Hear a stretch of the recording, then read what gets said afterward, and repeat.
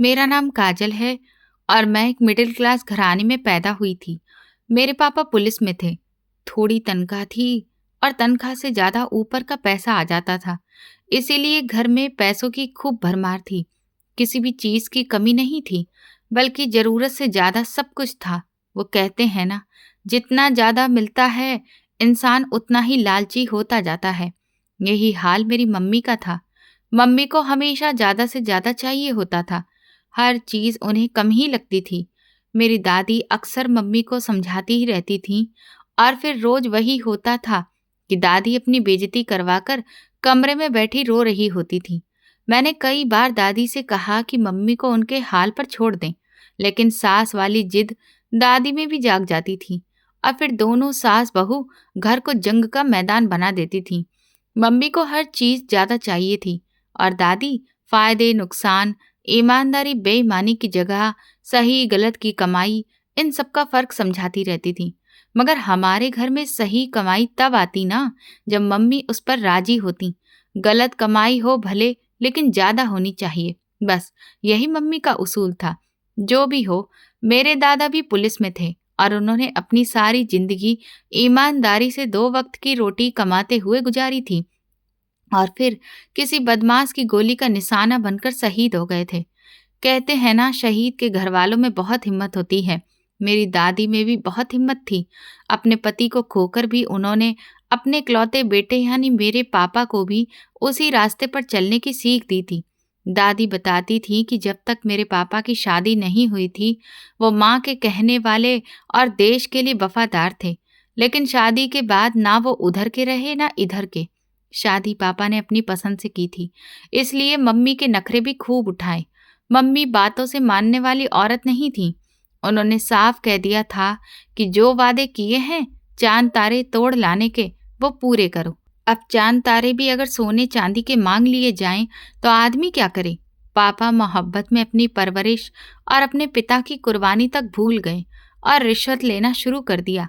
ईमानदारी की कमाई से सिर्फ 2 वक्त की रोटी मिलती थी, लेकिन ऊपर का पैसा आया तो रोटी के साथ जिंदगी भी बदल गई। हम दोनों भाई बहन इसी छोटे से घर में पैदा हुए थे और अपनी जिंदगी के 4 साल उस छोटे से बगीचे वाले घर में दादी की कहानियां और मम्मी के हर वक्त के लड़ाई झगड़े सुनकर बड़े हुए थे। पापा तो जैसे हमारे गाय थे, मगर सिर्फ हमारी मम्मी के सामने। कड़क पुलिस वाला घर में बिल्कुल चुप और दबा हुआ बन जाता था। ईमानदारी के पैसों से बड़ा घर और अच्छा खाना पहनना नहीं मिला तो बीवी बच्चों के छिन जाने का डर भी लगने लगा था। इसीलिए सब कुछ भुलाकर पापा ने ईमानदारी की कमाई को छोड़ दिया और गलत पैसों में खेलने लगे। देखते ही देखते हमारा खाना बदला, फिर घर बदला और फिर पूरा लाइफ स्टाइल ही बदल गया। दादा के छोटे से घर से उठकर हम पापा के नए बड़े बंगले में आ गए थे, जहाँ सबके अपने अलग अलग कमरे थे। मैं तो इसी बात से खुश थी कि अब दादी और छोटे भाई अनुज के साथ नहीं सोना पड़ेगा। वो बड़ा सा घर मुझे बहुत अच्छा लगा था और उससे भी ज़्यादा अच्छा मुझे मम्मी का बंद मुंह और मुस्कुराते हुए चेहरे लगे थे। मुझे लगा अब मम्मी लड़ाई झगड़ा भी नहीं करेंगी और हम पर गुस्सा भी नहीं करेंगी। लेकिन मम्मी को तो सारी दुनिया एक साथ चाहिए थी। ज़्यादा मिला तो उससे भी ज़्यादा के लालच दिल में आ गया और फिर से वही रोना शुरू हो गया कि इतनी मोहब्बत के वादे किए थे और दिया कुछ भी नहीं। जाने और क्या चाहिए था मम्मी को। दूसरी तरफ दादी अपने कमरे में बैठकर भगवान का नाम लेती रहती थीं और प्रार्थना करती रहती थीं। वो हमारे साथ रहना नहीं चाहती थी, लेकिन मजबूरी थी कि इस बुढ़ापे में जाती कहाँ। उन्हें पापा की गलत कमाई से इतनी नफरत थी कि उन्होंने अपना खाना पीना भी अलग कर लिया था। दादा की पेंशन आती थी, जिससे दादी अपनी जरूरतें पूरी करने लगी थी। पापा को देख भी लेती तो मुंह फेर लेती थी और अगर पापा पैसे देने की कोशिश करते तो गुस्सा हो जाती थी और फिर घर में झगड़ा शुरू हो जाता था। जब पापा बीच में से निकल जाते तो दादी और मम्मी आमने सामने आ जाती थी। जिंदगी सास बहू के झगड़ों से कभी दिलचस्प लगती थी और कभी कभी मैं बहुत परेशान भी हो जाती थी। मुझे अपनी मम्मी का स्वभाव बिल्कुल भी पसंद नहीं था।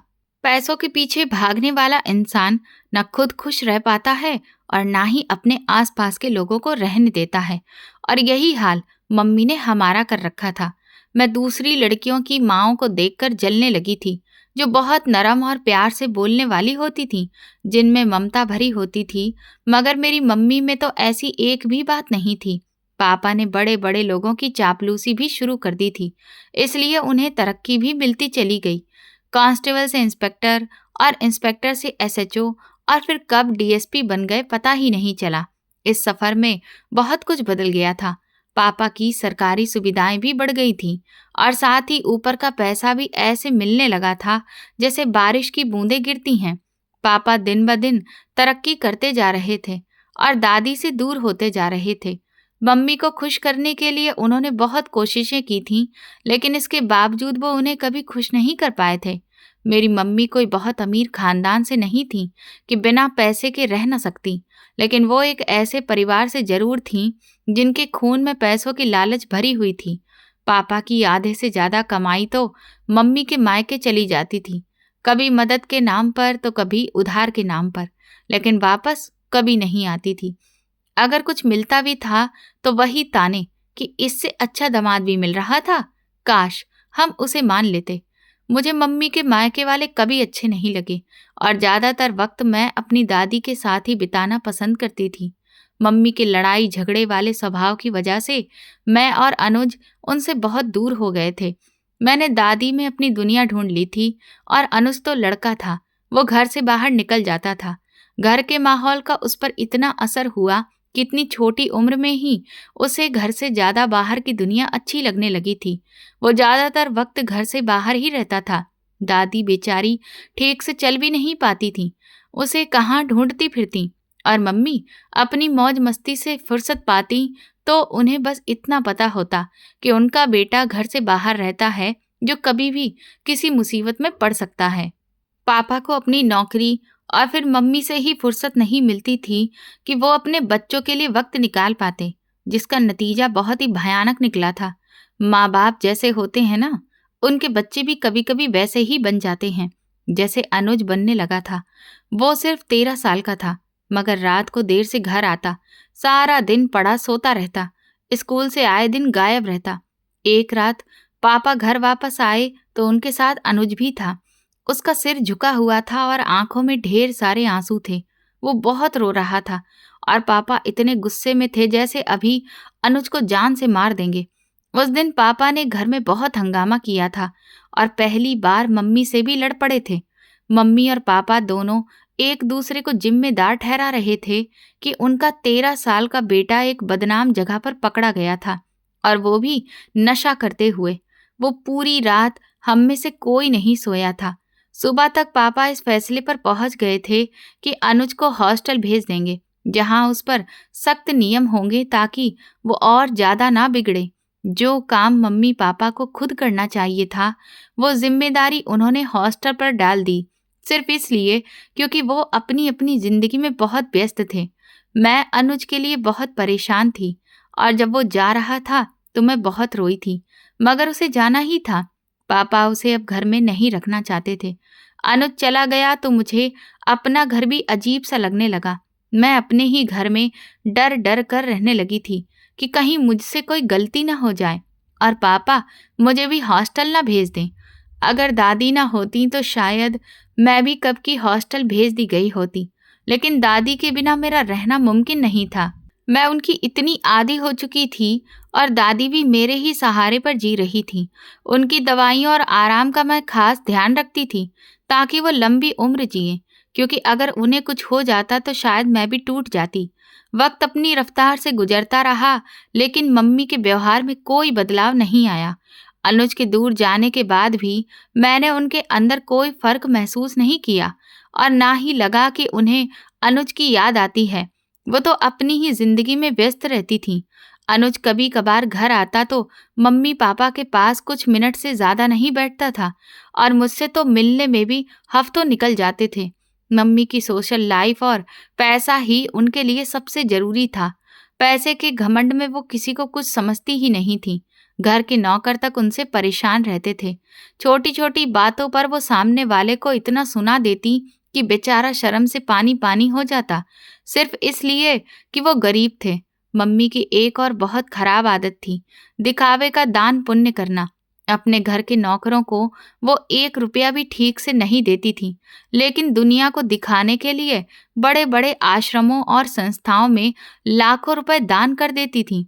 सब कुछ ऐसे ही चलता रहा और वक्त गुजरता गया। उन दिनों मैं यूनिवर्सिटी के दूसरे साल में थी जब अनुज का 12वीं का रिजल्ट आया और फिर वो वापस घर आ गया। जब वो घर आया तो उसके चेहरे पर एक अजीब सी खुशी थी। मुझे बहुत अच्छा लगा कि वो घर लौटकर खुश है, लेकिन उसकी खुशी की वजह घर नहीं बल्कि कुछ और थी। पापा ने उससे कहा कि अब आगे की पढ़ाई के लिए उसे अमेरिका भेज देंगे। ये सुनकर उसने एक ऐसी शर्त रख दी जिसे सुनकर पापा का गुस्से से बुरा हाल हो गया और मेरे तो पैरों तले जमीन ही खिसक गई। मम्मी ने उसकी बात को ऐसे सुना जैसे उसने बहुत अजीब बात कह दी हो। उसी दिन मुझे पता चला कि अनुज की खुशी की असली वजह क्या थी। उसने कहा कि अगर वो अमेरिका पढ़ने जाएगा तो उससे पहले शादी करना चाहता है। पापा गुस्से से चिल्ला पड़े, तुम्हारा दिमाग ठीक है? अपनी उम्र देखो और कैसी बातें कर रहे हो। पापा ने कभी अनुज से प्यार से बात नहीं की थी। बचपन से ही वो उससे ऐसे बात करते थे जैसे वो कोई गलती करने वाला कैदी हो। अब वो जवान हो चुका था, लेकिन पापा का रवैया वही था। मगर अनुज भी अब बड़ा हो चुका था, उस उम्र में था जहां छोटी सी बात भी दिल पर लग जाती है। अनुज ने गुस्से में कहा, मेरा दिमाग बिल्कुल ठीक है और मैं अब बच्चा नहीं रहा पापा। मैं 18 साल का हो चुका हूँ। शादी करना मेरा हक है। मैं शादी करके अपनी पत्नी को अपने साथ अमेरिका ले जाना चाहता हूँ।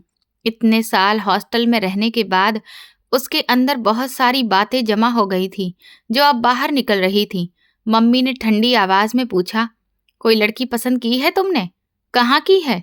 उसके माँ बाप कौन हैं और उसका स्टेटस क्या है? मुझे पता था मम्मी ऐसा ही पूछेंगी। उनके लिए इंसान की अच्छाई नहीं, उसका स्टेटस ज्यादा मायने रखता था। अनुज ने सीधा जवाब दिया, उसके माँ बाप नहीं हैं और कोई खास स्टेटस भी नहीं है। वो रेड लाइट एरिया में रहती है। ये सुनते ही पापा का हाथ उठा और जोरदार थप्पड़ अनुज के चेहरे पर पड़ गया। मम्मी ने मुंह पर हाथ रख लिया और हैरानी से अनुज को देखने लगी। उन्हें इस बात से ज्यादा झटका लगा था कि अनुज ने एक बदनाम इलाके की लड़की को पसंद कर लिया था। पापा गुस्से में बोले, तुम्हें होश भी है क्या? बोल रहे हो? हमारा नाम खराब करोगे। समाज में हमारी इज्जत है और तुम उसे मिट्टी में मिलाना चाहते हो। तुम्हारी शादी उस लड़की से किसी हालत में नहीं होगी। मम्मी भी गुस्से में चिल्लाईं, लेकिन अनुज ने उनकी तरफ देखकर साफ साफ सिर हिला दिया। उसकी आंखों में बहुत दर्द था। वो बचपन से ही अपनों से दूर रहा था, लेकिन जब दिल की बात आई तो उसने सबसे पहले अपने घर वालों को ही बताई थी। मगर बदले में उसे समझने की बजाय उसका दिल बुरी तरह से तोड़ दिया गया। मैं अभी अमेरिका नहीं जा रहा, वो कड़ाई से कहता हुआ अपने कमरे में चला गया। मैं उसके पीछे ही गई, उसे समझाने और तसल्ली देने की कोशिश की, लेकिन वो बहुत ज्यादा गुस्से में था। जिन बच्चों को माँ बाप की तवज्जो नहीं मिलती, उनकी पर्सनैलिटी अंदर से टूटने लगती है, जैसे अनुज की हो चुकी थी। अपनी ही दुनिया में खोए रहने वाले मेरे मम्मी पापा ने हमें सब कुछ दिया था, पैसे, सुख सुविधाएं, बड़ा घर, लेकिन वो चीज नहीं दी जिसकी हमें सबसे ज्यादा जरूरत थी, अपना वक्त और प्यार। मुझे और अनुज को उनकी तवज्जो चाहिए थी, जो कभी नहीं मिली। उस दिन अनुज बहुत टूट चुका था और किसी से बात भी नहीं करना चाहता था। उसने मेरा हाथ पकड़ा और गुस्से में मुझे कमरे से बाहर निकाल दिया। मैं उसके लिए बहुत परेशान थी। मैंने दादी को भी सारी बात बता दी, बस वो तवायफ वाली बात नहीं बताई, बाकी सब कुछ बता दिया। ये सुनकर दादी भी सिर पकड़कर बैठ गई थी।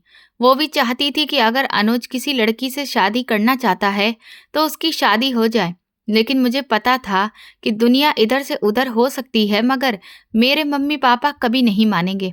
शायद अनुज भी इस बात को अच्छे से समझता था। उसी रात वो मेरे पास आया और मेरी गोद में सिर रखकर काफी देर तक लेटा रहा। उसने मुझसे बहुत सारी बातें की। उसने मेरा हाथ इतनी जोर से पकड़ा हुआ था जैसे मेले में खो जाने के डर से कोई बच्चा अपनी माँ का हाथ कसकर पकड़ लेता है। उसकी बातों में एक अजीब सी उदासी और डर था। उस रात हम दोनों भाई बहन ने अपने अपने दुख एक दूसरे से शेयर किए थे और हैरानी की बात ये थी कि हमारे दुख लगभग एक जैसे ही थे। मैं उससे बड़ी थी, इसलिए मैं खुलकर रो भी नहीं सकती थी। मैं बस उसे हिम्मत देती रही। हमारी सगी माँ ने कभी माँ बनकर हमारा साथ नहीं दिया, तो मैंने किसी तरह माँ के बिना जीना सीख लिया था। लेकिन अनुज के लिए मैं खुद ही माँ बन गई थी। वो मुझे बिल्कुल मेरे बच्चों जैसा लगता था, जिसकी हर ख्वाहिश मैं पूरी कर देना चाहती थी। लेकिन जिंदगी में बहुत बार ऐसा होता है कि हम चाहकर भी कुछ नहीं कर पाते, जैसे उस वक्त मैं कुछ नहीं कर पा रही थी। बात करते करते ही मेरी आंख लग गई थी। सुबह जब मेरी आंख खुली तो अनुज वहां नहीं था। मैंने सोचा वो अपने कमरे में चला गया होगा। मैं फ्रेश होकर नीचे आई, नाश्ता किया और फिर यूनिवर्सिटी चली गई। जब वापस घर आई तो मेरा बहुत मन था कि मैं अनुज के साथ बैठकर खाना खाऊं। मैंने नौकर से कहा कि उसे बुला लाए, लेकिन उसने जो मुझे बताया वो सुनकर मेरे पैरों तले से जमीन ही खिसक गई। मैं गुस्से में नौकर पर ही बरस पड़ी कि उसने मुझे सुबह ही क्यों नहीं बताया कि अनुज अपना सूटकेस लेकर सुबह सुबह घर से निकल गया है। मैं भागती हुई अनुज के कमरे में गई। जैसे ही मैंने उसकी अलमारी खोली तो मेरे पैरों में जैसे जान ही नहीं रही। मेरा दिल जोर जोर से धड़कने लगा था। अनुज की पूरी अलमारी खाली थी। वो अपना सारा सामान लेकर जा चुका था, मगर कहाँ गया ये कोई नहीं जानता था। मैं वापस अपने कमरे में आई। मुझे समझ ही नहीं आ रहा था कि मैं क्या करूं और अपने भाई को कैसे ढूंढूं। तभी उसी वक्त मम्मी का फोन आया। वो अपनी किसी दोस्त की किटी पार्टी में गई हुई थी और अब घर लौट रही थी। फिर उन्हें किसी दोस्त की सालगिरह की पार्टी में भी जाना था, इसलिए उन्हें मेरा डायमंड सेट चाहिए था, जो कुछ समय पहले ही पापा ने मुझे दिलाया था। मैंने जैसे ही अपनी अलमारी खोली तो मेरे शरीर से बची कुची ताकत भी खत्म हो गई। मेरी आंखों के आगे अंधेरा सा छा गया। मैंने अलमारी का दरवाजा पकड़कर खुद को गिरने से बचाया। मेरा सिर घूम रहा था और आंखों में आंसू भर आए थे। अनुज मुझे धोखा देकर, मुझे बेवकूफ बनाकर जा चुका था। मेरी अलमारी में एक भी जेवर नहीं था। सोने और डायमंड के 3-4 सेट थे मेरे पास, और वो सारे के सारे लेकर जा चुका था। वहां बस एक कागज पड़ा था। मैंने कांपते हाथों से वो कागज उठाया। उस पर लिखा था, दीदी मुझे जाना होगा। मैं इस घुटन भरे घर में अब और नहीं रह सकता, और ऐसे माँ बाप के साथ तो बिल्कुल भी नहीं रह सकता, जिन्हें अपनी औलाद की खुशी से ज्यादा अपने सोशल स्टेटस की चिंता रहती है। मैं ऐसी जिंदगी बिल्कुल नहीं जी सकता। बहुत साल मैंने अपने दिल को मार कर जी लिया है, लेकिन अब मैं खुलकर जीना चाहता हूँ, जिंदगी को महसूस करना चाहता हूँ। इसीलिए मैं हमेशा के लिए घर छोड़कर जा रहा हूँ। लेकिन दीदी, आपको मैं हमेशा याद रखूंगा, और आखिर में आपसे माफी मांगता हूँ, क्योंकि मैं आपके सारे जेवर लेकर जा रहा हूँ। जिंदगी बहुत मुश्किल होती है और उसे जीने के लिए मुझे ये जेवर बेचने पड़ेंगे। अगर हो सके तो मुझे माफ कर दीजिएगा। वो सारी रात मेरे पास मेरे अपनेपन में नहीं बैठा था, बल्कि वो तो मेरे सोने का इंतजार कर रहा था। जैसे ही मेरी आंख लगी, वो अपने हाथ की सफाई दिखा गया था। मेरा खुद का भाई मेरी मोहब्बत का फायदा उठाकर मुझे धोखा दे गया था। मम्मी घर आ चुकी थी और मुझसे सेट मांग रही थी। मैं चुपचाप उनके सामने बैठी हुई पापा का इंतजार कर रही थी, जिन्हें मैंने फोन करके जल्दी घर आने को कहा था। मम्मी मेरी शक्ल देखकर समझ गई थी कि जरूर कोई बात है, इसीलिए उन्होंने बहुत कोशिश की मेरे मुंह से बात निकलवाने की, लेकिन मैं चुप बैठी रही। मुझे अनुज पर बहुत गुस्सा था, लेकिन ये मेरे गुस्से की पहली स्टेज थी। मैं जरा संभली तो मुझे अपने माँ बाप पर उससे ज्यादा गुस्सा आया, जिनकी वजह से अनुज इतना बड़ा फैसला करने पर मजबूर हो गया था। पापा आए तो अनुज का आखिरी खत मैंने उनके आगे फेंक दिया, जिसे पढ़कर पल भर के लिए वो परेशान हुए और फिर सख्त हो गए। उनके अंदर का बाप एक पुलिस वाले में दबकर रह गया था। वो हर चीज को पुलिस वाले की नजर से ही देखने लगे थे, और फौरन ही उन्होंने अनुज की तलाश शुरू करवा दी थी। मम्मी तो सिर पकड़कर बैठी थी। इतना ज्यादा जेवर गायब हो जाने पर मुझे बहुत अफसोस हुआ था कि वो मेरी माँ है। वो माँ हो ही नहीं सकती थी। माएँ ऐसी नहीं होती जैसी वो थी। अपने बेटे के चले जाने से ज्यादा उन्हें उन जेवरों की फिक्र थी जो वो लेकर गया था। मुझे तो सिर्फ अपना भाई चाहिए था। ऐसे कई जेवर मैं उसकी नजर उतारने पर ही बार सकती थी। पापा ने अपनी तरफ से बहुत कोशिश की, अपने सारे जान पहचान वाले लोगों को लगा दिया, लेकिन अनुज को ना मिलना था और ना वो मिला। तलाश करने से तो वो लोग मिल जाते हैं जो गुम हो जाएं। वो गुम नहीं हुआ था, बल्कि अपनी मर्जी से गया था। वो ऐसा गायब हुआ जैसे गधे के सिर से सींग। फिर वो ना मिला, जाने जमीन निकल गई या आसमान खा गया। फिर उसे मैंने कभी नहीं देखा। उसकी याद में रोते बिलखते दिन गुजरते चले गए। मुझसे ज्यादा तो उसे दादी याद करती थी, और उसे याद करते करते ही एक दिन दादी दुनिया से चली गई। मैं भरी दुनिया में बिल्कुल अकेली रह गई थी। 2 ही लोग थे मेरे, और दोनों ही मुझसे दूर हो गए थे। पापा पर अनुज के जाने का थोड़ा सा असर तो पड़ा था, और दादी के जाने के बाद वो अजीब परेशान से रहने लगे थे। मगर मम्मी पर कोई असर नहीं हुआ था। वो वैसी ही जिंदगी जी रही थी जैसी पहले जीती थी, और वैसे ही घर में तूफान खड़ा किए रखती थी। वो उदास होती भी क्यों? उनका तो कुछ नहीं गया था, नुकसान तो हमारा हुआ था। काफी दिनों तक मैं दुख में डूबी रही, और पापा भी छुट्टी लेकर उदास से घर में रहे। फिर पापा ने दोबारा काम पर जाना शुरू कर दिया, और मैंने खुद को अपनी पढ़ाई में लगा लिया। मगर दादी और अनुज मुझे बहुत याद आते थे। उन्हें याद करते करते मैं तड़प कर रोने लगती थी। मैंने अनुज को ढूंढने की अपनी तरफ से बहुत कोशिश की थी, यहाँ तक कि मैं उस बदनाम इलाके में भी गई थी, लेकिन मुझे अनुज का पता कहीं से भी नहीं चला। आखिर मैंने भी उसकी जुदाई को मान लिया। हालात जैसे भी हो, वक्त गुजर ही जाता है, चाहे रोते रोते या हंसते हंसते। मेरा वक्त भी गुजर रहा था। सुबह मैं यूनिवर्सिटी चली जाती और फिर कोचिंग, और शाम को घर आकर अपने कमरे में ही रहती थी। महीनों गुजर जाते और मेरी मम्मी पापा से मुलाकात नहीं हो पाती थी। सच तो ये था कि मैं उनसे मिलना भी नहीं चाहती थी। मैं खुद भी उनसे दूर दूर ही रहने की कोशिश करती थी। दिन महीनों में और महीने सालों में बदल गए। मेरी पढ़ाई भी पूरी हो गई, तो मैंने अपना छोटा सा बिजनेस शुरू कर दिया था, और अपना ज़्यादातर वक्त अपने आउटलेट पर ही बिताने लगी थी। हर गुजरते दिन के साथ मुझे यही उम्मीद रहती थी कि एक दिन अनुज वापस आ जाएगा। लेकिन 7 साल गुजर गए और अनुज नहीं आया। मम्मी पापा मेरी शादी करवाना चाहते थे, लेकिन मैं किसी भी हालत में तैयार नहीं थी, इसलिए वो भी चुप हो गए। हम तीनों अपनी अपनी जिंदगी में लगे हुए एक ही घर में रहते थे, लेकिन एक दूसरे से बहुत दूर थे। उन्हीं दिनों घर में अजीब सा माहौल महसूस होने लगा था। पहले मम्मी की चीखने चिल्लाने की आवाजें आया करती थी, लेकिन अब पापा किसी न किसी बात पर चिल्लाते रहते थे। उनकी आवाजें मेरे कमरे तक आती तो मैं तकिया कानों पर रखकर लेट जाती थी। मैं नहीं जानना चाहती थी कि मेरे माँ बाप के बीच में क्या चल रहा है। फिर एक दिन मुझे खुद ही पता चल गया। जाने रात का कौन सा वक्त था, मैं सो रही थी जब मेरे कमरे का दरवाजा जोर जोर से बजने लगा। मैं घबराकर उठ बैठी, और जैसे ही दरवाजा खोला तो सामने पापा को खड़ा पाया। उनके चेहरे का रंग उड़ा हुआ था। वो बहुत घबराए हुए थे और चेहरा पसीने से भीगा हुआ था। मुझे देखते ही जल्दी से बोले, काजल, जल्दी से अपना सामान समेट, जो जरूरी है हमें अभी के अभी यहाँ से निकलना है। मैं हैरान होकर पापा से पूछना चाहती थी कि क्यों, लेकिन वो इतना कहकर चले गए थे। मैंने भी जल्दी से जल्दी अपना सामान बैग में भरने लगी। पापा के चेहरे से इतना तो समझ आ गया था कि जरूर कोई बड़ी बात है। उड़ती उड़ती ऐसी कुछ खबरें मैंने सुनी थी कि किसी केस में मेरे पापा पर कोई कार्रवाई होने वाली है। शायद जांच वाले लोग कर रहे थे ये कार्रवाई, लेकिन मैंने उस वक्त ज़्यादा ध्यान नहीं दिया था। अपना बैग लेकर मैं बाहर निकली तो पापा ने जल्दी से मेरा सामान गाड़ी में रख दिया। मम्मी ने भी जल्दी जल्दी में 2-3 सूट निकालकर बैग में डाल लिए थे।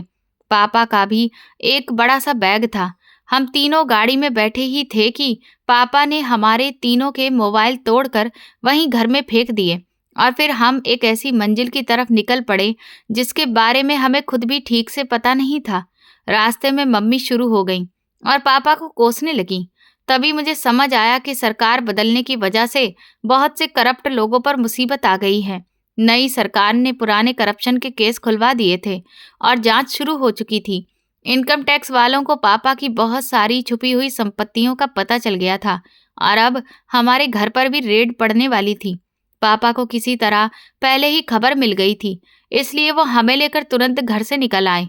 घर में जितनी नकदी थी पापा वो सब साथ ले आए थे, और मम्मी ने भी अपना सारा जेवर बैगों में भर लिया था। इतना पैसा और जेवर हमारे पास था कि आराम से बाकी की जिंदगी गुजर सकती थी। हमारी गाड़ी शहर से दूर जा रही थी, क्योंकि शहर में रहना अब खतरे से खाली नहीं था। करीब 3 से 4 दिन तक लगातार सफर करने के बाद हम एक बहुत ही दूर के गांव में पहुंचे। पापा जानबूझकर इतने दूर आए थे ताकि कोई हमें ढूंढ ना सके। जैसे ही हम गांव पहुंचे, मम्मी का गुस्सा आसमान पर पहुंच गया। इतना छोटा सा गांव, कच्ची गलियां और साधारण लोग। मम्मी को ये सब अपनी बेइज्जती लग रहा था, लेकिन जब पापा ने उसी अंदाज में उन्हें समझाया तो वो चुप हो गई। जेल जाने से तो ये गांव ही बेहतर था। इसीलिए आखिरकार मम्मी को भी चुप रहना पड़ा। पापा ने गांव में एक ठीक ठाक सा घर किराए पर ले लिया और हम वहीं रहने लगे। हमें वहीं रहना था जब तक पापा के ऊपर चल रहा मामला ठंडा नहीं हो जाता। धीरे धीरे हम गांव की जिंदगी में रहने लगे। मम्मी को टाइम पास करने के लिए कुछ चाहिए था तो उन्होंने अपने रौब और ठाठ दिखाने का तरीका निकाल लिया। वो आए दिन तरह तरह के पकवान बनवाती और किसी न किसी के घर भिजवा देती ताकि लोग उनकी तारीफ करें। मम्मी ने गांव में भी उन्हीं लोगों से दोस्ती बढ़ानी शुरू की जो थोड़े पैसे वाले और रसूखदार थे। गरीब लोगों से तो मम्मी को चिढ़ सी थी, खासकर हमारे पड़ोस में रहने वाली जूही से। जूही बहुत गरीब लड़की थी। वो गांव के कुछ घरों में बर्तन मांजने और छोटे मोटे काम करके अपना और अपने बच्चों का पेट पालती थी।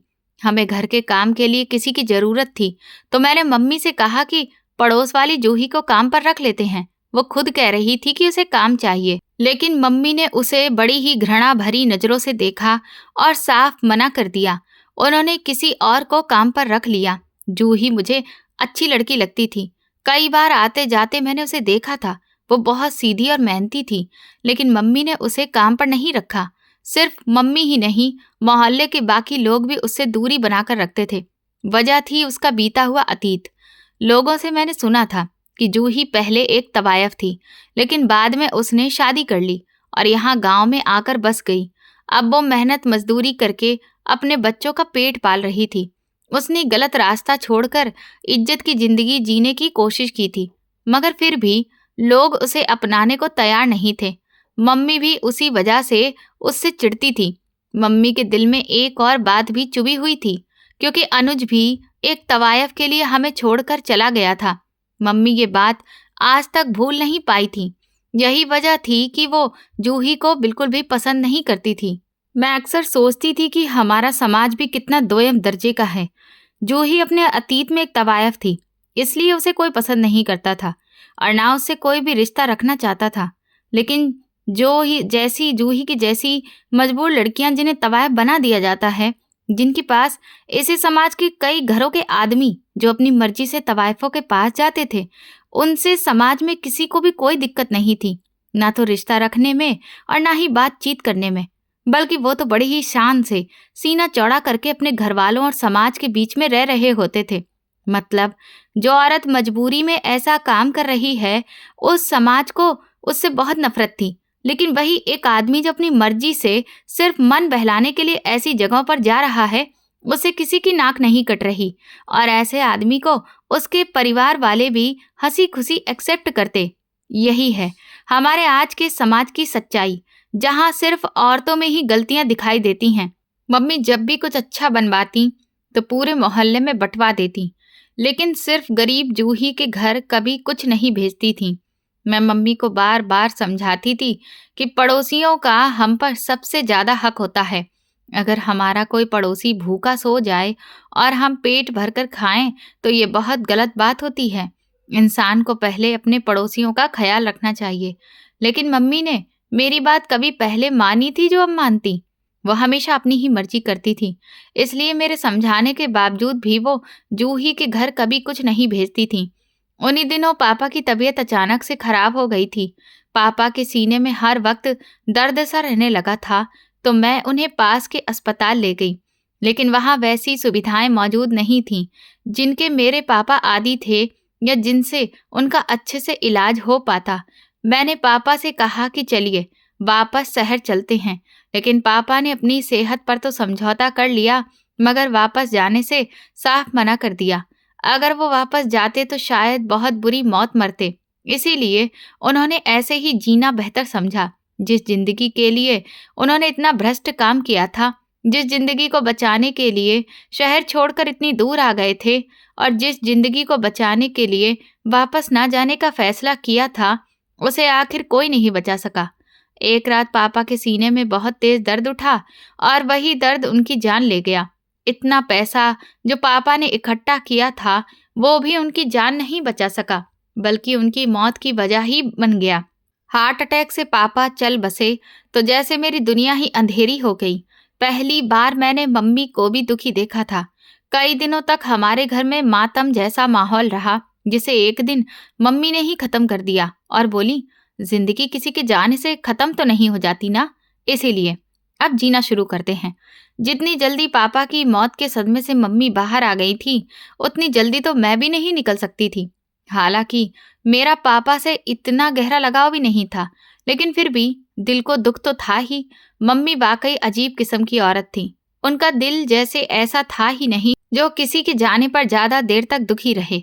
मम्मी ने पापा की आत्मा की शांति के लिए हर गुरुवार को घर में भोग लगवाना शुरू कर दिया था। हर गुरुवार हमारे घर में 3-4 तरह के पकवान बनते, जो पापा के नाम पर लोगों में बांटे जाते, लेकिन उन लोगों को जिनके घरों में पहले से ही खाने पीने की कोई कमी नहीं थी। मैं मम्मी से कई बार कहती कि अगर सच में पापा की आत्मा की शांति के लिए कुछ करना है तो ये खाना गरीबों में बांट दीजिए, लेकिन मम्मी अपने अमीर दोस्तों को खुश करने में लगी रहती थी। किसी गरीब के घर कभी हमारे यहाँ से खाने का एक दाना तक नहीं गया था। एक गुरुवार को मम्मी ने फिर से भोग तैयार करवाया तो मैंने उनसे कहा कि पड़ोस में जूही के घर भी थोड़ा सा खाना भेज दीजिए, लेकिन मम्मी ने घृणा से मुंह बनाया और बोली, मैं भले घरों में भोग भेजूंगी, उस औरत के घर नहीं। मेरे इतने भी बुरे दिन नहीं आए हैं। उस गुरुवार मोहल्ले के लगभग हर घर में खाना भेजा गया, लेकिन जूही के घर नहीं भेजा गया। जब मैंने मम्मी से पूछा कि ऐसा क्यों किया, तो वो बोली, मैं ये सब अपने पति की आत्मा की शांति के लिए कर रही हूँ। उस औरत के घर भोग देने से क्या फायदा, उसका तो अपना ही कोई ठिकाना नहीं। मम्मी को धर्म और पाप पुण्य की इतनी चिंता करते देखकर मुझे अंदर ही अंदर हंसी भी आई थी। हर इंसान की तरह वो भी सब कुछ करके खुद को बहुत अच्छा इंसान समझती थी और बाकी सबको गलत। मम्मी ने जूही के घर भोग नहीं भेजा था तो थोड़ी देर बाद जूही की 2 बेटियां हमारे घर आ गईं। एक लगभग 6 साल की थी और दूसरी 4 साल की। उन दोनों को देखकर मेरा दिल बहुत दुखी हो गया था। वो छोटी छोटी मासूम बच्चियां थीं जिनका जिंदगी पर पूरा हक था, लेकिन गरीबी ने उन्हें बहुत मुश्किल हालात में डाल दिया था। उनके कपड़े भी बहुत पुराने और फटे हुए थे और हाथ में एक प्लेट पकड़े हुए वो बहुत ही झिझकते हुए खड़ी थी। शायद बहुत मजबूरी में ही आई होंगी, क्योंकि जूही ऐसी औरत नहीं थी जो किसी से मांग कर अपने बच्चों को खिलाए। उनमें से बड़ी बच्ची बोली, दीदी, मम्मी को काम से निकाल दिया है, हमें 2 दिन से कुछ भी खाने को नहीं मिला। क्या आप हमें थोड़ा सा खाना दे देंगी जो आपकी मम्मी ने सबको दिया है? 6 साल की उस मासूम बच्ची की बात सुनकर मेरी आंखों में आंसू आ गए थे, लेकिन इससे पहले कि मैं उन्हें खाना देती, मम्मी वहां आ गईं और बिना कुछ सोचे समझे उन दोनों छोटी छोटी बच्चियों को डांटकर और मारकर घर से बाहर निकाल दिया। मेरा दिल जैसे टूट कर रह गया था मम्मी के इस व्यवहार से, लेकिन मैं उस वक्त कुछ कर भी नहीं सकी। वो दोनों बच्चियां रोती हुई वहां से चली गईं। मुझे बहुत दुख हुआ था, लेकिन मम्मी से कुछ कहना बेकार था, इसलिए मैं चुपचाप बैठ गई। जैसे ही मम्मी अपने कमरे में गईं, मैंने जल्दी से एक बर्तन में खाना भरा और चुपके से घर से निकल आई। जब मैं जूही के घर के दरवाजे के पास पहुंची तो अंदर से बच्चों के रोने की आवाज आ रही थी। यकीनन वो भूख की वजह से रो रहे थे। मैं जल्दी से दरवाजा खोलकर अंदर गई ताकि बच्चों को खाना देकर चुप करवा सकूं, लेकिन जैसे ही मैं अंदर गई, मेरी आंखें फटी की फटी रह गईं। मेरे हाथों से खाने का बर्तन छूटकर जमीन पर गिर गया और मेरा दिल जैसे बैठ गया। मैं कांपती हुई टांगों पर बड़ी मुश्किल से खड़ी उस मंजर को देखती रही जिसे मैंने कभी सपने में भी नहीं सोचा था। मेरा दिल जैसे धड़कना ही बंद कर देता अगर मुझे उसी पल होश न आता। मेरी नज़र बच्चों पर गई जो भूखी निगाहों से गिरे हुए खाने को देख रहे थे, तो मुझे लगा कि मैं वहीं खड़ी खड़ी मर जाऊंगी। मैं तुरंत बाहर की तरफ भागी और अपने घर आकर जल्दी से अपनी गाड़ी की चाबी उठाई और फिर वापस जूही के घर पहुंच गई। जूही मुझे देखकर हैरानी से देख रही थी। उस वक्त अगर कोई मुझे देखता तो जरूर हैरान हो जाता, क्योंकि मेरे चेहरे का सारा खून जैसे उतर गया था और चेहरा बिल्कुल पीला पड़ चुका था।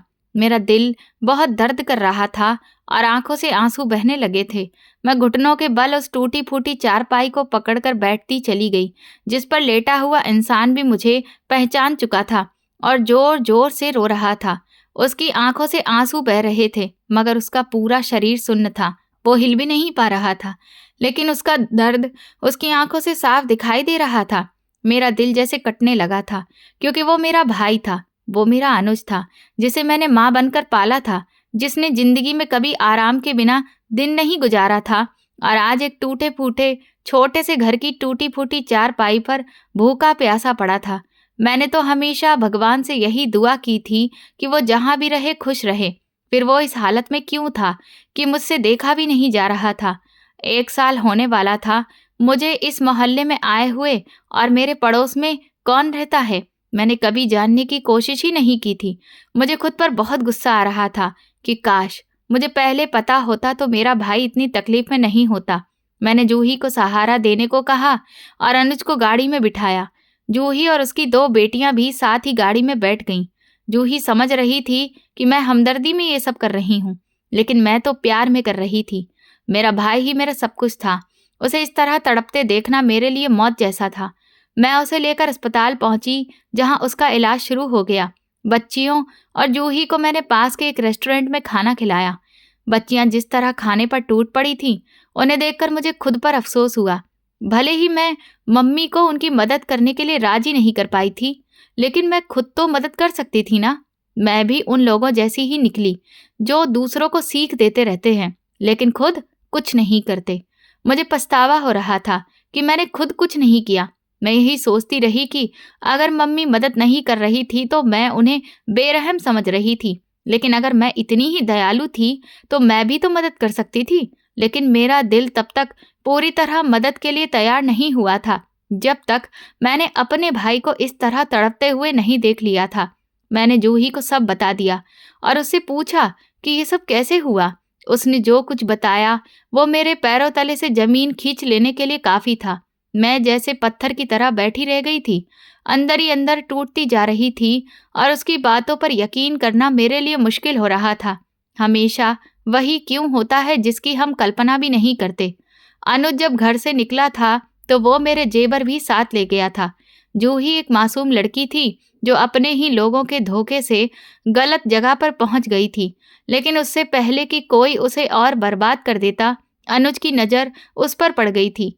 अनुज ने पहली ही मुलाकात में उससे शादी करने का फैसला कर लिया था। उसने अपने फैसले के बारे में हमें भी बताया था, लेकिन मम्मी और पापा नहीं माने तो उसने अपनी मोहब्बत खुद हासिल करने का फैसला कर लिया। उसे पता था कि घर छोड़ने के बाद सबसे बड़ी परेशानी पैसों की होगी, इसलिए वो अपनी सेविंग्स के साथ साथ मेरी ज्वेलरी भी ले गया था, जिसकी कीमत करोड़ों में थी। जूही को उस गलत जगह से निकालकर अनुज शहर छोड़कर दूसरे शहर में बस गया था। वहां उसने एक छोटा सा ढाबा खोल लिया था और जूही और अनुज दोनों अपनी जिंदगी खुशी से गुजार रहे थे। कुछ समय बाद उनकी एक छोटी सी बेटी भी हो गई थी और जूही दोबारा से माँ बनने वाली थी। सब कुछ ठीक चल रहा था कि एक दिन अचानक उनके ढाबे पर हमला हो गया। कुछ लोग आए और उन्होंने ढाबा जला दिया, घर में तोड़फोड़ शुरू कर दी। घर में जो हंगामा हो रहा था उससे जूही को नुकसान हो सकता था, क्योंकि वो गर्भवती थी। इसीलिए अनुज बीच बचाव करने के लिए आगे आया तो उन बदमाशों ने उसे बुरी तरह से मारना शुरू कर दिया। उन्होंने इतना मारा कि अनुज खून से लथपथ हो गया। जब वो बेहोश होकर गिर पड़ा तो उन बदमाशों ने किसी को फोन करके कहा कि काम हो गया है। जूही, जो अनुज के लगभग बेहोश शरीर के पास बैठी रो रही थी, उसने उन बदमाशों के मुंह से उस इंसान का नाम सुन लिया जिसने ये सब करवाया था, और ये सुनकर उसके पैरों तले से जमीन खिसक गई। वो बहुत डर गई थी। वो किसी तरह अनुज को अस्पताल ले गई, लेकिन तब तक उसका शरीर लगभग सुन्न हो चुका था। इलाज के लिए पैसों की जरूरत थी जो जूही के पास नहीं थे, क्योंकि वो बदमाश बाकी बची हुई सारी ज्वेलरी भी लूट कर ले गए थे जो अनुज मेरे घर से लेकर गया था। जूही अनुज का इलाज नहीं करवा सकती थी, लेकिन उसे जिंदा रखना चाहती थी। इसीलिए उसने वो शहर भी छोड़ने का फैसला कर लिया। अस्पताल में एक दयालु नर्स ने तरस खाकर अपने शहर से दूर अपने छोटे से घर में उसे रहने को कह दिया। जूही को और क्या चाहिए था। वो अनुज और अपनी बेटी सिया को लेकर वहां आ गई। उसकी छोटी बेटी रिया भी वहीं पैदा हुई। थोड़े बहुत जो पैसे थे वो भी धीरे धीरे खत्म हो गए। जूही ने काम ढूंढना शुरू कर दिया और फिर छोटे मोटे काम करके किसी तरह गुजर बसर करने लगी। लेकिन जिस नर्स ने उसे घर दिया था, उसे अपनी भलाई का ढिंढोरा पीटने का बहुत शौक था। वो हर जगह अपनी नेकियों की बातें करती फिरती थी। उसी चक्कर में उसने पूरे मोहल्ले में बता दिया था कि जूही पहले एक बदनाम औरत थी, जिस पर तरस खाकर उसने अपने घर में जगह दी है। उस दिन के बाद लोगों का रवैया बदल गया। लोगों ने उसका सम्मान करना छोड़ दिया। कई औरतों ने उसके घर आना जाना बंद कर दिया और कुछ बड़े घरों ने तो उसे काम से भी निकाल दिया। जिंदगी उसके लिए पहले ही मुश्किल थी, अब और ज्यादा कठिन हो गई थी। किसी तरह वो दिन काट रही थी, लेकिन 2 दिन पहले मेरी मम्मी के कहने पर उस औरत ने भी जूही को काम से निकाल दिया, जहां पर वो काम करती थी। अब हालत ये हो गई थी कि जूही और उसकी दोनों बेटियां सिया और रिया कई कई वक्त भूखी रहने लगी थीं। मैं जूही की बातें सुन रही थी और जैसे मेरे होश उड़ गए थे। दिमाग सुन्न पड़ गया था और आंखों के सामने बार बार अंधेरा छा रहा था। जूही ने जो सच बताया था, उसने मेरी पूरी दुनिया हिला दी थी। मेरे पैरों के नीचे से जमीन खिसकती महसूस हो रही थी और ऐसा लग रहा था जैसे सिर पर आसमान टूट पड़ा हो। मैं अचानक उठी और जूही को वहीं पर छोड़कर तेजी से अपनी गाड़ी की तरफ भागी। गाड़ी स्टार्ट करके सीधे घर पहुंची। घर में नौकरानी वो सारा खाना फेंक रही थी जो पूजा के बाद बच गया था। मम्मी ने उसे कह दिया था कि बचा हुआ खाना बाहर फेंक दे। मम्मी से ये नहीं होता था कि वो वही खाना किसी जरूरतमंद को दे दें। अपने से कम हैसियत के लोगों को तो वो मिट्टी का खिलौना समझती थी। वो नौकरानी पर चिल्ला चिल्लाकर उसे खाना फेंकने को कह रही थी। मैं उनकी आवाज अनसुनी करके सीधे उनके कमरे में चली गई। मेरे हाथ पैर कांप रहे थे और दिल बस यही कह रहा था कि काश जो मैंने सुना है वो सब झूठ हो। लेकिन अगले ही पल मैं खुद को संभाल कर खड़ी हो गई, क्योंकि कुछ भी झूठ नहीं था, सब सच था। मेरा दिल जैसे कई टुकड़ों में टूट चुका था और मैं जोर जोर से रोने लगी। कारपेट पर बैठी मैं हिचकियां लेकर रो रही थी। तभी मम्मी कमरे में आईं। मुझे उस हालत में देखकर वो घबरा गईं। इससे पहले कि वो कुछ पूछती, मैंने उनका बैग उनके सामने फेंक दिया, जिसमें वो सारी ज्वेलरी पड़ी थी जो अनुज मेरे पास से लेकर गया था और जिसे उसके घर से कुछ बदमाश उठा ले गए थे अपने मालिक के कहने पर। मुझ में कुछ कहने की ताकत ही नहीं बची थी। मैं बस रोती जा रही थी और सोच रही थी कि क्या कोई माँ इतनी पत्थर दिल भी हो सकती है, जैसी मेरी और अनुज की माँ थी। मैंने रोते रोते कहा, माँ इतनी बेरहम तो नहीं होती, फिर आपने ऐसा क्यों किया? आपको पता था कि अनुज कहाँ है और हम उसके लिए तड़पते रहे। वो आपका बेटा था माँ, फिर आपने उसे मारने की कोशिश क्यों की? क्या कोई अपनी औलाद के साथ ऐसा भी कर सकता है? मैं सिसक सिसक कर रो रही थी और वो सामने सोफे पर बैठ गई थी। उन्हें समझ आ गया था कि मैं सब जान चुकी हूँ, इसीलिए अब कुछ छुपाने का फायदा नहीं था। वो मेरी तरफ देखकर जो बोली उसे सुनने की हिम्मत मुझ में नहीं थी। उन्होंने कहा, नहीं, वो मेरा बेटा नहीं है। मेरी औलाद तो सिर्फ तुम हो। मैंने सिर्फ तुम्हें जन्म दिया है। वो कौन है? उसकी माँ कौन थी कोई नहीं जानता। तुम्हारे पापा उसे कचरे के ढेर से उठाकर घर ले आए थे। एक ही रात में उसे इतना प्यार हो गया कि उन्होंने उसे अनाथालय भेजने से मना कर दिया और अपना बेटा भी बना लिया। लेकिन अनुज ने क्या किया? वो एहसान फरामोश निकला। हमारे ही पैसों पर पल कर हमें ही धोखा देकर ज्वेलरी लेकर भाग गया। इसके बाद मैं उसका चेहरा भी नहीं देख सकती थी। मैं उसे उसकी बेवफाई की सजा देना चाहती थी। मैं उससे वो ज्वेलरी वापस लेना चाहती थी, इसलिए मैंने वो सब किया। वो इसी लायक था। मम्मी को जरा भी पछतावा नहीं था, बल्कि वो बड़े ही गर्व से ये सब कह रही थी। मेरे कानों में बस यही गूंज रहा था कि अनुज मेरा सगा भाई नहीं है। लेकिन सगा नहीं था तो क्या हुआ? वो मेरा भाई ही था, मेरी जान का टुकड़ा था। उसी पल मुझे पहली बार लगा कि पापा ने बहुत बड़ी गलती की थी, मम्मी की हर सही गलत जिद पूरी करके। मम्मी को पैसों की नहीं बल्कि इलाज की जरूरत थी। वो दिमाग से बिल्कुल ठीक नहीं लग रही थी और शायद सच में ठीक नहीं थी। मैंने रोते रोते कहा, वो मरा नहीं है, आपके हमले से वो जिंदा बच गया है। पड़ोस में रहने वाली गरीब जूही उसकी ही पत्नी है। वो बहुत बीमार है, लेकिन मैं उसका इलाज करवाऊंगी और उसे ठीक कर दूंगी।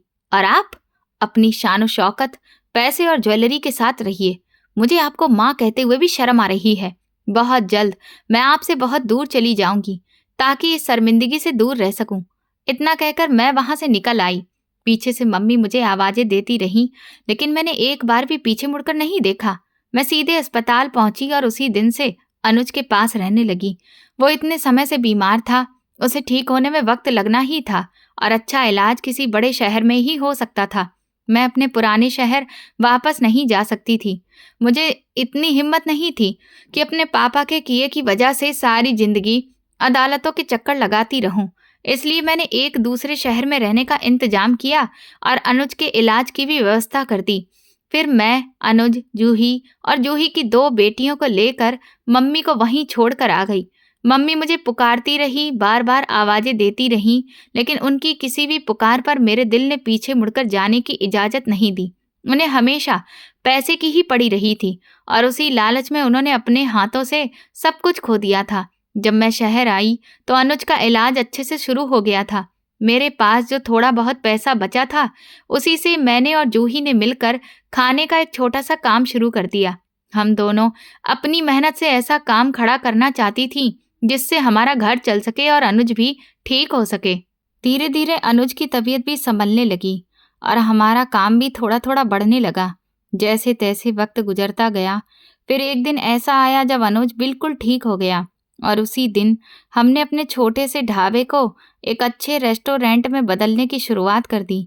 मम्मी के लिए वो सगा नहीं था, लेकिन मेरे लिए वो मेरे सगे से भी बढ़कर था। वो मेरा भाई था, मेरा जिगर का टुकड़ा था, जिसके लिए मैं सारी दुनिया को दांव पर लगा सकती थी। उसके लिए मैं किसी से भी लड़ सकती थी। मैं बस उसे फिर से हंसते मुस्कुराते देखना चाहती थी और इसके लिए मैंने अपनी पूरी ताकत लगा दी थी। मैंने अपनी जान लगाकर अपने भाई को फिर से अपने पैरों पर खड़ा कर दिया। अब वो भी काम में मेरा हाथ बटाने लगा था। जूही की 2 बेटियां सिया और रिया भी अब स्कूल जाने लगी थीं। जिंदगी धीरे धीरे पटरी पर आने लगी थी। जो कुछ उनका हक था, मैंने उन्हें देने की पूरी कोशिश की थी। अनुज की खुशी देखकर मुझे भी खुश रहना सीखना पड़ा था। सच कहूँ तो अब मैं भी खुश रहने लगी थी। मुझे अपने भाई को जिंदा, हंसता और आगे बढ़ता देखकर बहुत सुकून मिलता था और मैं हर दिन भगवान से उसके लंबे और खुशहाल जीवन की दुआ करती थी। फिर एक दिन खबर मिली कि मम्मी अपना मानसिक संतुलन खो बैठी हैं। मैं जानती थी कि वो अंदर से टूट चुकी हैं और एक दिन ऐसा जरूर आएगा जब वो अपना होश खो देंगी। वो मेरी मम्मी थी। उनसे नफरत करने के बावजूद मैं उन्हें ऐसे नहीं छोड़ सकती थी। इसलिए मैंने उन्हें एक मानसिक अस्पताल में भर्ती करवा दिया ताकि उनका इलाज हो सके। कुछ समय बाद जब वो वहां से ठीक होकर बाहर आईं तो वो पहले से काफी बदली हुई और शांत औरत बन चुकी थीं। मैंने अपनी पूरी कोशिश की थी कि अपने लोगों की जिंदगी को बेहतर बना सकूं। जो मेरा फर्ज था, मैंने उसे पूरी ईमानदारी से निभा दिया था। दोस्तों, इस कहानी से हमें ये सीख मिलती है कि इंसान के लिए पैसा और दिखावा कभी भी रिश्तों और इंसानियत से बड़ा नहीं होता। जब इंसान लालच में आकर सिर्फ पैसे के पीछे भागने लगता है तो धीरे धीरे वो अपने ही लोगों से दूर हो जाता है और एक दिन ऐसा आता है जब उसके पास सब कुछ होते हुए भी कुछ नहीं बचता। काजल की मम्मी को हमेशा ज्यादा पैसे और शान शौकत चाहिए थी, लेकिन उसी लालच में उन्होंने अपने परिवार की खुशी और अपने बेटे का प्यार खो दिया। वही काजल ने यह साबित किया कि सच्चे रिश्ते खून से नहीं बल्कि दिल से बनते हैं। अनुज उसका सगा भाई नहीं था, फिर भी उसने उसे अपने सगे भाई से बढ़कर प्यार दिया और उसकी जिंदगी को फिर से संभाल लिया।